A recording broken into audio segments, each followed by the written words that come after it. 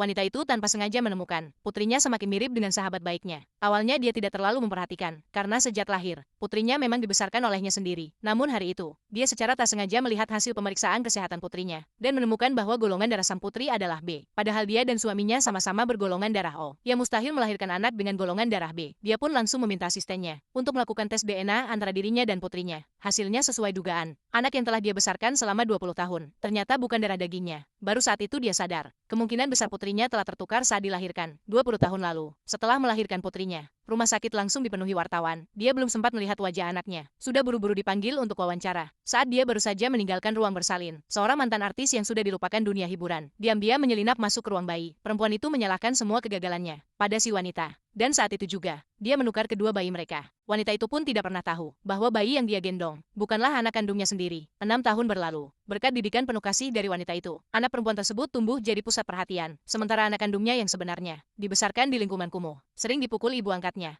dan mencari nafkah dengan memulung bersama neneknya. Yang tidak disangka siapapun, anak perempuan itu ternyata mewarisi bakat musik luar biasa dari ibunya kandung. Dengan uang hasil memulung, dia membeli sebuah biola bekas dan berlatih diam-diam. Tapi kemudian, ibu angkat yang kejam itu memergokinya, dan langsung memecahkan biola tersebut. Karena takut anak itu tetap berlatih, dia pun merobek semua partitur. Bahkan menusuk jari-jari gadis itu dengan jarum baja sepanjang 3 meter. Bukan hanya itu, dia juga memaksa gadis itu mengantar makanan demi uang. Tak disangka, alamat pengiriman makanan kali ini adalah ruang latihan musik milik wanita itu. Piano di dalam ruangan itu seperti punya daya tarik yang tak bisa ditolak. Gadis itu pun duduk dan mulai memainkan musik. Suara piano itu terdengar sampai ke bawah dan langsung menarik perhatian si wanita. Melodi dan teknik permainan itu mengingatkannya pada masa mudanya sendiri. Dia segera naik untuk melihat langsung. Di saat bersamaan, anak gadis palsunya juga mendengar musik tersebut, dan dia terkejut karena lagu itu adalah lagu barunya yang belum dirilis. Melihat ada gadis berseragam pengantar makanan yang sedang bermain piano, dia langsung marah, mengira gadis itu menjiplak lagunya. Padahal yang sebenarnya, gadis itu adalah pencipta aslinya. Ibu angkatnya tahu betul bakat musik gadis itu, makanya dia diam-diam mencuri lagu tersebut dan memberikannya kepada anak kandungnya sendiri. Meski gadis itu sudah berusaha menjelaskan bahwa lagu itu adalah ciptaannya sendiri, tak ada yang mau mendengar. Bahkan dia didorong hingga jatuh. Lalu, sahabat si anak gadis palsu melihat piano antik itu ternoda. Padahal piano itu adalah benda yang sangat disayangi wanita tersebut. Semua orang langsung marah besar dan hendak membuka pakaian gadis itu untuk mempermalukannya. Pada saat itulah,